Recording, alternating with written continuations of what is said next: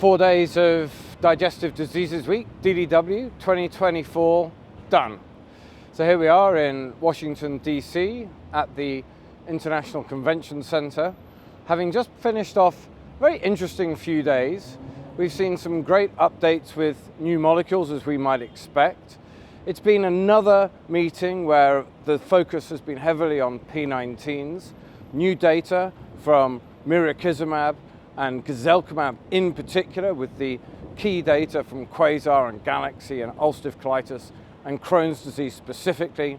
Also some updated risankizumab data from the COMMAND studies in UC. We've seen two new S1P receptor modulators discussed in ulcerative colitis, bringing the class to 4 now. So a deep dive on that will need to come.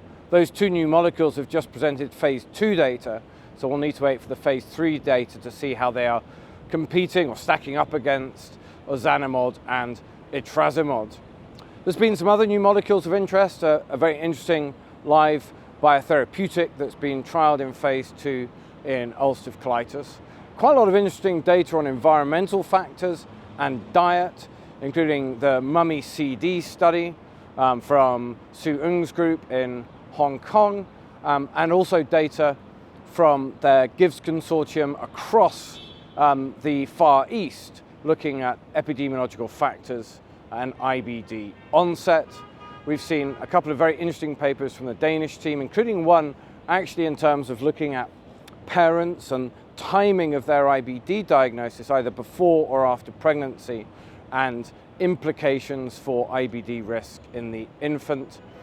And there have been quite a few interesting diet papers published here at the DDW meeting as well.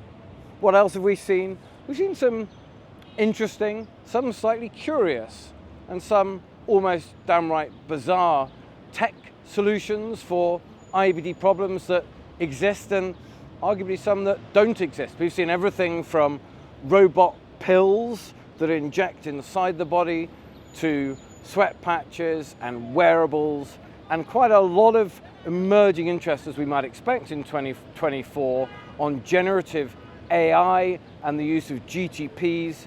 The most intriguing one, I think, looking at automation via a GTP of phenotypic extraction from electronic health records. So again, something to look out from there.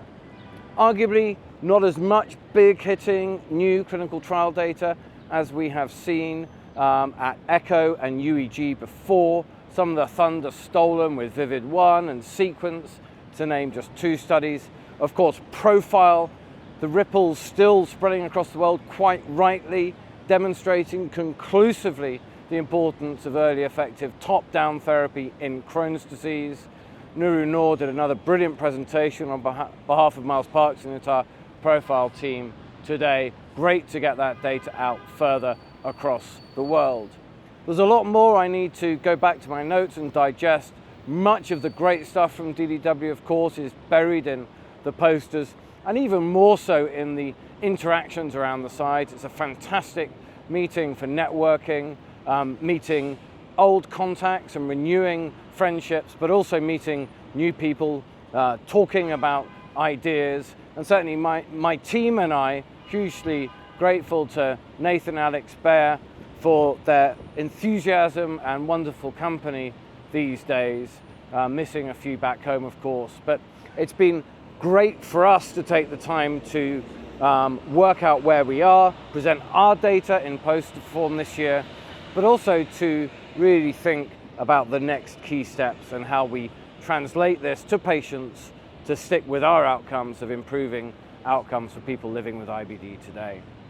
So some deep dives are going to come. Look out for the Atomic IBD newsletter, where they will be featured.